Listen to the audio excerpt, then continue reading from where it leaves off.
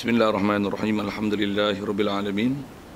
Wassalatu wassalam ala asyrafil anbiya'i wal mursalin wa ala alihi wa sahbihi ajma'in. Subhanaka la ilma lana illa ma 'allamtana innaka antal alimul hakim. La haula wa la quwwata illa billahil aliyyil azim. Rabbi shrah li sadri wa yassir li amri wahlul 'uqdatam min lisani yafqahu qawli. Allahumma iftah 'alaina bi futuhil 'arifin bik. اللهم اجعلنا من الذين يستمعون القول فيتبعون احسنه. اللهم علمنا مما جهلنا وانفعنا بما علمتنا وزدنا علما نافعا ya rabbal alamin. Kita muka surat 68 kalau terjemah ni baris 367. Wa amma az-zuru' wa arada al-musannifu biha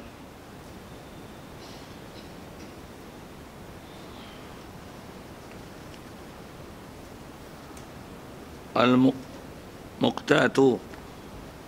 marbutuh al-muqtatu min hintatin wa sya'irin wa adasin wa arusin wa kadha ma yuqtatu ikhtiyaran kadharatin wa himsin fatajibu zakatu fiha bi salasati syara'it. Ya tulis sekalian, pertama sekali marilah kita rasakan syukur, terima kasih kepada Allah Ta'ala.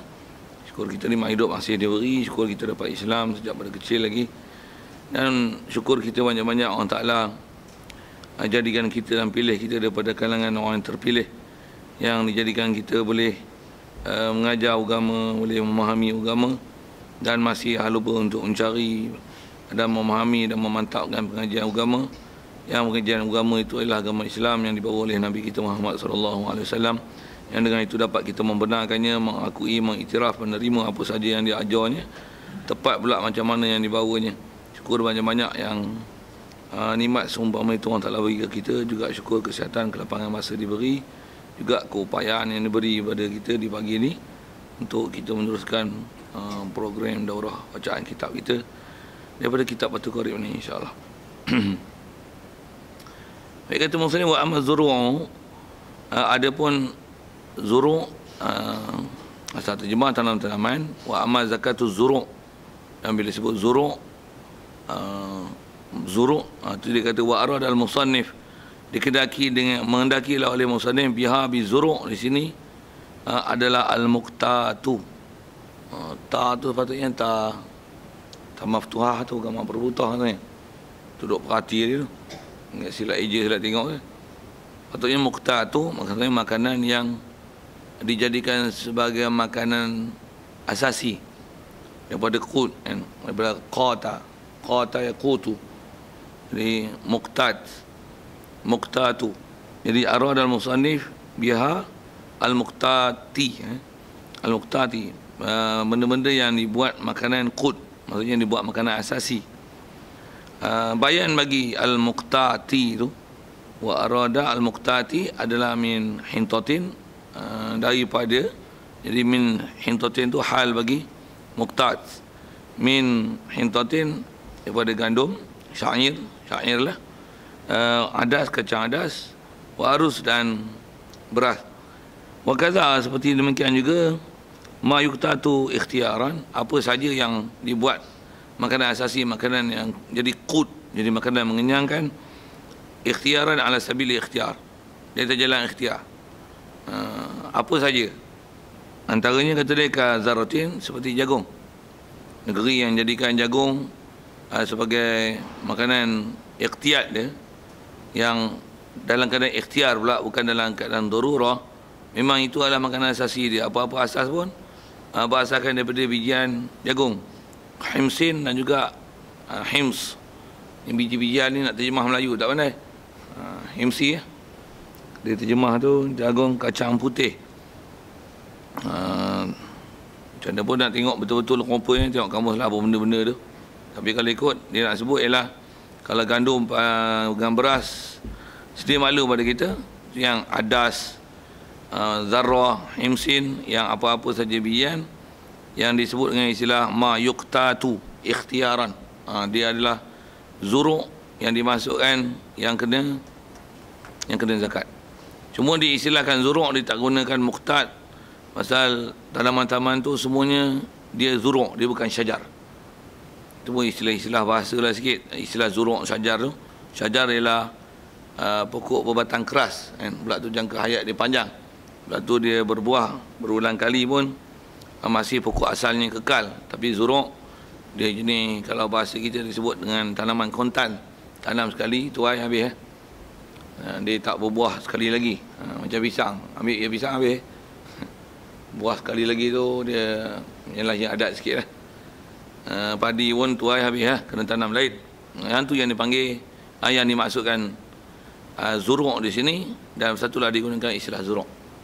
Pasal memang dalam bab zakat ni kalau perhati digunakan bab jins, digunakan istilah jins untuk menceritakan bab zakat, sedangkan yang dimasukkannya adalah nau'. Faham tak tahu bahasa-bahasa macam tu? Tu istilah mantiki sikit lah. Pasal jins dia grouping besar kan. Nau' ialah grouping kecil. Kalau kita sebut hayawan, insan, hayawan adalah jins. Kalau sebut insan adalah nau'. Istilah nau'. Jadi yang ni disebut zuruk, dikedakinya ialah muqtats. Bukan semua zuruk. Kalau ikut sawi, kailan, kangkung, semua termasuk dalam zar'i. Tapi murad dengan zuruk adalah yang muqtats, yang jadi makanan mengenyangkan. Itu yang disyarahkan arad al-musannif dengan dia adalah al-muqtats. Baik. Jadi yang kita pakai dengan bahasa kita ialah biji-bijian lah. Biji-bijian yang dijadikan makanan mengenyangkan adalah yang kena zakat. Jadi di atas kaedah itu, apa-apa yang jadi makanan mengenyangkan tapi bukan waktu ikhtiar tapi waktu darurah. Macam zaman Jepun dulu masyhur dengan istilah makan ubi kayu kan. UMNO dia sebut sangatlah tu pasal kenangkan jasa dia, katanya menyebabkan kita merdeka. Apa ikut tu pasal cerita ubi kayu, jadi ubi kayu tak kena zakat lah pasal dia bukan yang jadi ikhtiar pada waktu ikhtiar tapi pada waktu darurah. Jadi fatajibu zakatu fiha, maka wajiblah zakat fiha pada zuruk. Apa yang masukkan dengan zuruk disebut tadi, macam pun dhamir dalam matan fiha fi zuruk, wajib bi salasati syara'ita, dengan 3 syarat. Syara'ita baca jar dengan patah pasal ismul lazil lain sarif, sirah muntahal jemu'. An yakuna mimma yazra'uhu ay yastambitahu al-adamiyun. Pertama, bahawa adalah mimma, adalah ia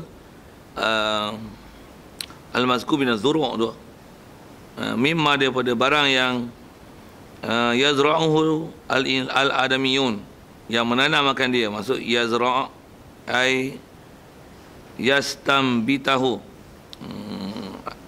Mimma yastambituhu, yang istambata, nabata, tumbuh, yang menumbuhkan, tak kena tumbuh, kata numbuh, yang menanam, yang bercucuk tanam akan dia oleh adamiyun, oleh anak Adam. Jadi yang mana yang tertumbuh tak kena zakat. Kalau telah banjir, habis gudang-gudang padi pun kena dilanda banjir, dengan sebab terendamnya gudang padi padi pun bercambah, lepas tu tersebar biji padi kata-kata, kena banjir pula tu seberang perak. Seberang perak. Faham ke ni? Tak faham, tanya lain. Untuk bila air surut, bukan kita yang tanam. Dengan banjir tu tertanamlah pokok-pokok padi yang tersimpan dalam gudang tu. Jadi dia pun tertumbuh. Lepas tu kita pun tuai lah. Eloklah lepas tu padi tak ada zakat. Tak ada zakat. Pasal apa? Dia bukan yazra'uhul adamiyun. Sikit isu itu. Lepas tu masuk-masuk dalam hutan, dia tengok tertanam siap lah adamiyun. Dia tengok bukan yang menanamnya adamiyun, tapi al-jinniyun. Memang kitab fiqh sebut satu, saya cerita tu. Pasal kita baca kitab besar, dia cerita semua, habis. Ta'rif disebut satu-satu, kita tak apa cerita kitab ni, cerita jin tanam pokok. Katalah kita ambil itu, kita tuai, ambil padi, macam mana? Disembah zakat tak ada. Tapi jadi berlaku apa-apa insiden di rumah, faham lah tu. Nak ambil pokok dia, macam ambil ayam hutan dia. Masuk hutan, buru-buru, balik-balik, ada kejadian yang macam-macam lah, gangguan ke apa ke. Macam lah tu, tua balik ayam hutan dia. Yang dia bela, kita anggap hutan. Tapi dia punya. Ni pun padi kita ingat hutan punya. Bohbil lah bahasa itu. Tengok dia yang dalam. Hati-hati lah ambil benda-benda hutan ni. Sikit ayat tu. Jadi siapa tak terlibat dengan pemburuan apa masalah masuk dalam hutan tak ada masalah kan. Duduk tengah pekan pula tu. Ipoh tepin tak ada masalah. Tak jumpalah bab-bab jin gitu. Baik. Fa'in nabata binafsihi, jika tumbuhlah ia al-mazkur min az-zuru' binafsihi dengan dirinya, istilah tumbuh dengan dirinya tu atas jalan qalib lah. Kalau ikut tumbuh mana boleh tumbuh sendiri. Allah je yang qaim binafsihi kan. Nabata binafsihi ni atas jalan qalabah, atas kita menafikan yang hakiki, atas jalan ghairu sabab adami, itu maksudnya nabata binafsihi. Bihamlin dengan bihamli ma'in, dengan tanggungan yang ditanggung oleh air. Maksud dia itu banjir, hawa ataupun ditiup oleh angin, kena ribut topan musim beliung apa, naik atas langit, sembur yang tumbuh lah tu padi, segar-segar lah tu. Fala zakat fiha, maka tidak ada apa-apa zakat fihi pada mazkur min az-zuru'. Wa yakuna qutan, itu syarat pertama. Dan bahawa adalah ia mimma yazra'uhu al-adamiyun tu adalah qutan mudakharan, adalah qut yang mudakhar, yang boleh disimpan, boleh ditahan, boleh digedungkan, boleh idkhar, boleh disimpan lah bahasa asal. Wa sabaqa qariban, kata dia bayanul muqtad, telah terdahulu apa maksud muqtad itu, yang kata mestilah ala sabil ikhtiar, dan istilahnya dia mengenyangkan. Wa kharaja bil qut, dan keluar dengan kata qut itu ila ma la yuqtatu minal abrazi, daripada semua yang jenis bizir kan. Bizir benih yang berbiji benih, apa saja minal abraz, daripada biji pokok-pokok yang berbiji benih, tapi dia bukan ma yuqtatu kan. Nahwil dia al-kumun. Ini pun nak baca ni, luqah-luqah jarang jumpa ni. Lajak mulut je lah baca. Yang terjemah yang kita tengok sebelah tu boleh dipakai rasanya. Umpama jintan putih. Nahwu minal abraz. Asal maknanya terjemah bizrun tu biji-bijian. Tapi masuk biji ni, dia terjemah tu rempah ratus. Contoh al-kumun tu dia kata jintan putih. Okey. Jadi memang bukan mengenyangkan. Dia cuma jadi rempah ratus ya. Kalau makan jintan aja pun pening juga. Lapor. Okey, siap. Mudah itu rasanya. Wa yakuna nisaban, dan bahasanya adalah ia mimaya apa mazkur min az-zuru' itu dia adalah nisaban, masuk nisab sampai nisab. Wa huwa nisabnya ialah khamsatu ausuqin, adalah 5 ausuk. La qashra 'alaiha, dan sukatan nisab 5 ausuk ni yang la qashra 'alaiha, yang tidak ada kulit atasnya, dah dibuang kulit. Terutama tanaman-tanaman yang macam padi kan. Sebab kulit dengan padi memang bagi dua kan. Jadi padi dengan beras, memang beras yang dah dibuang apa dia panggil, antah ke sekamnya, dibuangkan sekamnya tu, memang separuh daripada berat padi. Padi buang kulit, ambil tinggal beras je, memang separuh. Memang dia punya kalau nisbah sukatan tu adalah separuh daripada padi. Beras tu adalah separuh daripada padi.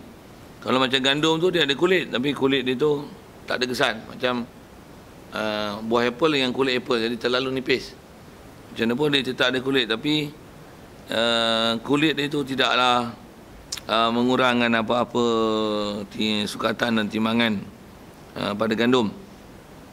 Jadi kalau jenis berkulit, dia kata 5 ausuk tu adalah dengan tak ada kulit.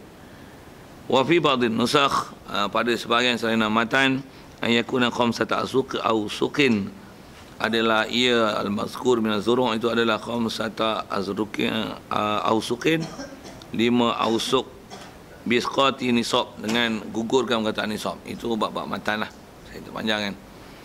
Habis disebut masalah qut. Cuma kewajipan kita nak tengok ialah 5 ausuk tu macam mana. Yang ni pun bab-bab ni Yang kita nak pakai kan ialah ausuk ni dia bukan timbang, dia ialah sukat. Dia ialah sukat. Jadi ya.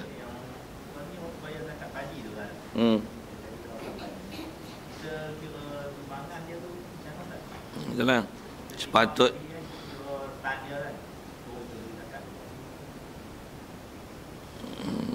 tak nak tanya ni tak mana? Tang jual dulu. Daripada duit tu baru keluar zakat ya. 25 ke? 1/10 lah.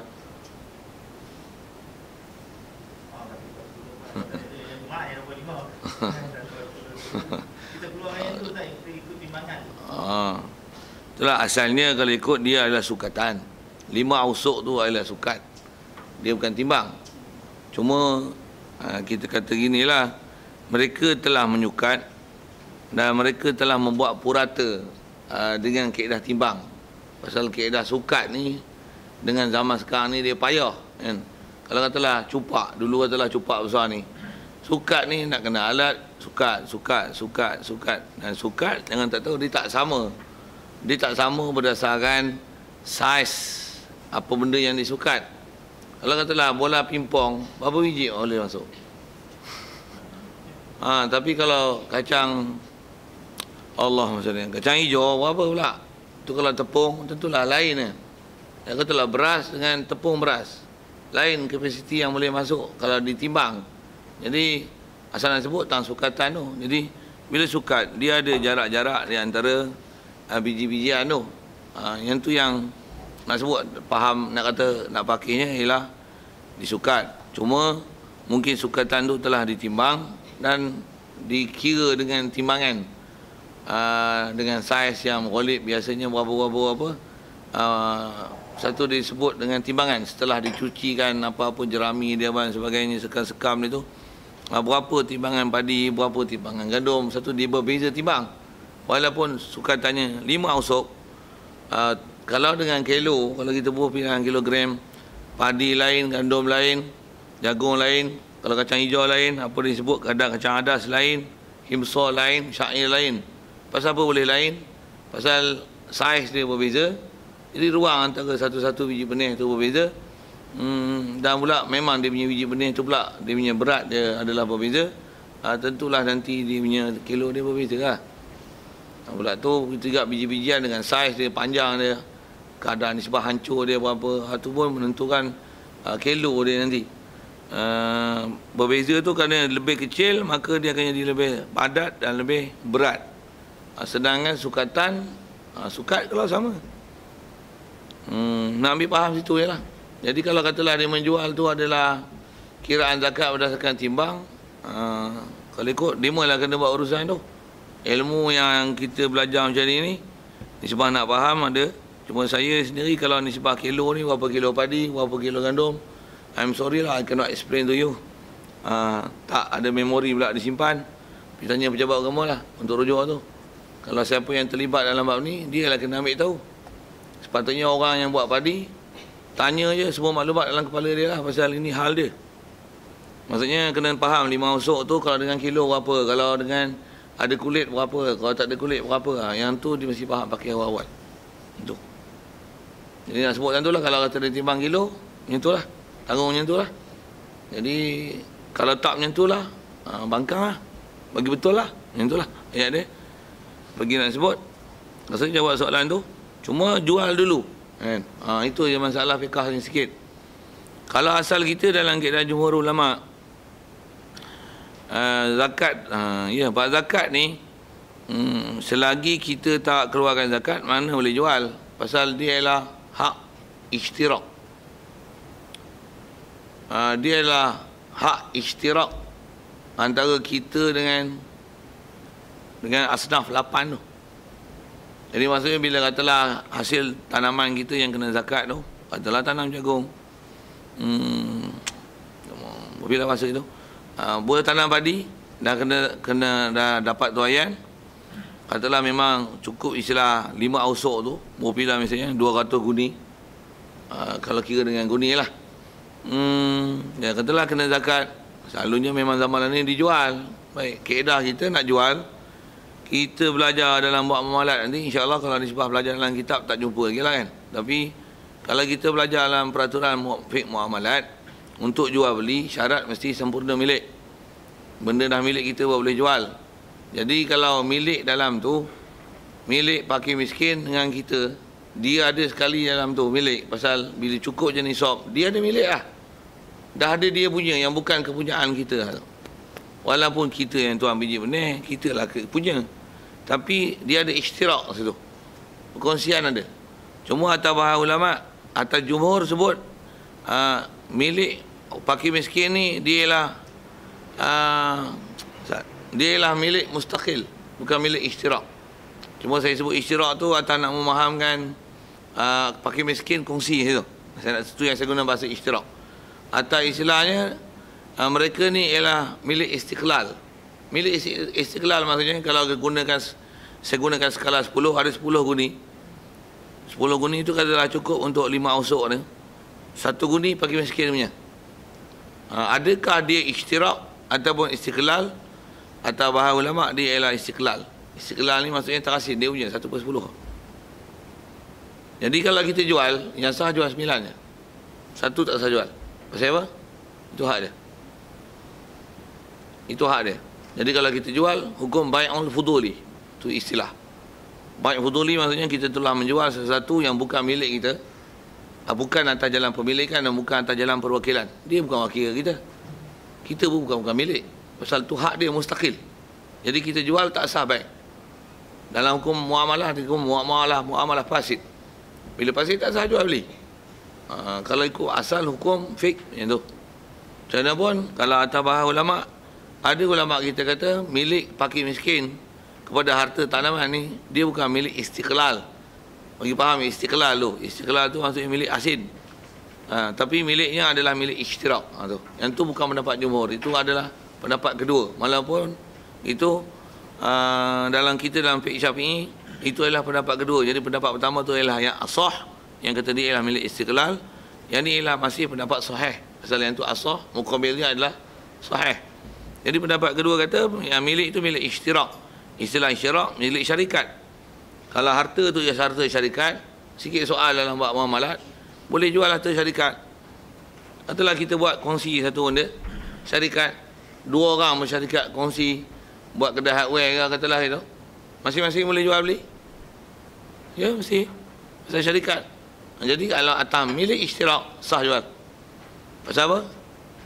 Dia memang ada 1/10 daripada itu. Kalau katalah zakat tu 1/10, 1/10 daripada hasil itu adalah hak dia dan bukan milik istiqlal.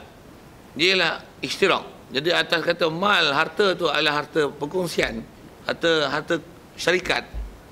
Boleh jual. Bila dah jual, barulah harta tu diberi ke dia. Sah. Jadi faham tu sah. Kalau nak ihtimal atas qaul asah, memang kita dah buat muamalah fasid lah. Tapi atas kita kata dah jadi muamalah itu. Pula tu orang fakir miskin pun kalau kita bagi dekat dia, bagi beras itu, dia jebek mulut. Jebek mulut ni bahasa Penang. Jebek faham jebek? Cuih mulut. Padi baginya. Duit tak? Bagi berim 300. Sikit lah guna bahasa itu kan. Apa yang boleh sakit sigung sambil je. Dia suka nak duit lagi, beras tak apa suka. Tambah pula beras nak banyak dalam rumah. Kalau beras lagi. Simpan bubuk je, bukan nak makan beras, mesti kenduri kat tu, bukan nak masak lah pun. Kenduri, bubuk gitu je. Baik bagi duit, lagi besar manfaatnya katanya.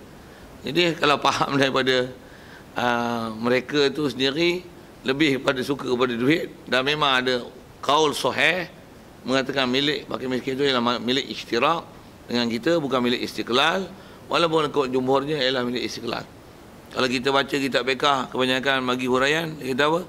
Kalau katalah padi dah masak, sepatutnya dah tuai, tapi kita tak tuai lagi untuk keluarkan zakat, tapi padi kita nak ambil dah.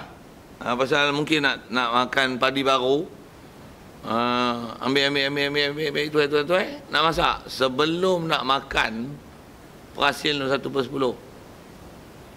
Pasal itu haram makan. Atas kaedah milik Istiqlal, haram makan. Pasal apa? Kutip je 1/10 orang punya. Atas kaedah milik Istiqlal. Kalau atas milik Isyirak, kutip makan. Sah makan harta syarikat. Cuma kira lah berapa kilo tu. Ya, kalau yang kita ambil atas kata syarikat, yang ni yang kita makan. Yang tak semesti yang kita makan tu ialah 1/10 daripadanya adalah milik syarikat. Yang syarikat boleh jadi yang kat sana tu. Pasal dia milik syarikat. Dia faham tak tahu saya sebut apa? Kalau milik Istiqlal, ambil je 1/10 dia punya lah. Hak makan tu ada 1/10 hak makan hak haram. Kalau ikut dalam kitab, masyhur sebut dengan kaedah tu. Yang tu pendapat yang paling sahih. Jangan buat atas pendapat muqabil yang sahih. Mengatakan bahawasanya dia bilang Isyirak. Jadi amalan macam tu dah jadi amalan dah pun. Nak repair pun jadi susah lah. Atas kaedah itu adalah daruriyat. Bopi ikut dengan kaedah macam tu, model-modelnya sikit. Dan muhtajat dan hajiat. Macam mana? Biarlah muamalah itu, penting keluarkan zakat je. Jadi sah. Itu pun bukan qaul asah, qaul sahih. Nak tengok rujuk tu, tengok Minhajul Talibin. Kitab kita ni saiznya kecil lah banding dengan Minhajul Talibin. Tengok Minhajul Talibin Imam Nawawi. Nak tengok syarah, tengoklah syarah dia. Tufani Ayah ke Muni Muhtaj ke. Untuk tengok syarah Minhajul Talibin, apa yang milik Ishtirak dan milik Istiqlal tu. Saya jawab soalan. Jadi nak kira kilo-kilo tuan-tuan, jadi kita dah jual dulu untuk keluar zakat. Jadi maksudnya istilahnya kita dah keluar, kita dah jual untuk keluarkanlah berapa keadaran tu yang kena zakat tu. Itulah. Ada lain soalan?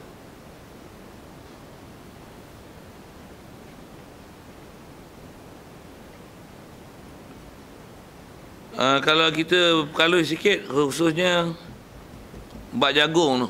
Saya pernah satu masa dulu ditanya bak jagung ni. Jagung kena zakat ke? Memang asal kena zakat. Cuma dobit biji-bijian yang kena zakat ni ialah biji-bijian yang dah sah untuk dituai, baru kena zakat.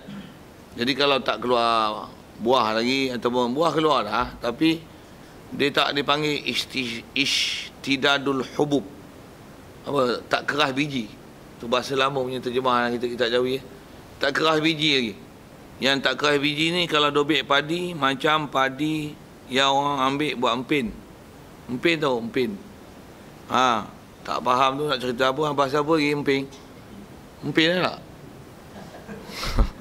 Empin lah, saya tak tahu bahasa lain. Kalau kami Pegalah Hulu, dia panggil po'oh. Puji-puji pelik je lah. Tu tak tahu pula. Itu poh. Itu poh. Beruang makan madu tu. Itu poh. Bantai lah bunyi pi lah.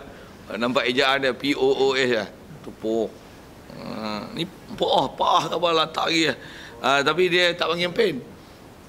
Makan dengan nyor dengan gaul. Tukang santan. Santan lah. Tu masing-masing lah. Dengan nyor dengan gula lah. Macam tu lah. Nak cerita empin tu. Jadi istilahnya empin tu, di tahap tu dia bukan kena zakat lagi. Pasal dia tak istilah ishtidadil hubub. Tak matang ni. Kalau ambil terus tu, tanam mampuih. Tak tumbuh. Maksudnya tak kena zakat lagi tu. Satulah katalah tanam padi, semua buat empin. Bergembiralah tiada zakat untuk padi tu. Tak ada. Pasal apa? Tak sampai had untuk yang istilahnya boleh dihasad, yang istilahnya ishtidadil hubub. Tak ishtaddal hub kan. Biji benih dia tak keras lagi. Jadi jagung, kalau ni sebab kita Malaysia ni, yang jagung makan jagung, tak kira jagung Taiwan ke apa jagung tu, kita memang ambil sebelum ishtidad hubub.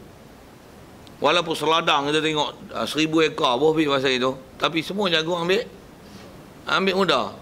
Istilah belum keras biji. Tak ramai yang orang tanam jagung yang sampai jagung tu boleh buat jagung yang bagi ternakan makan tu.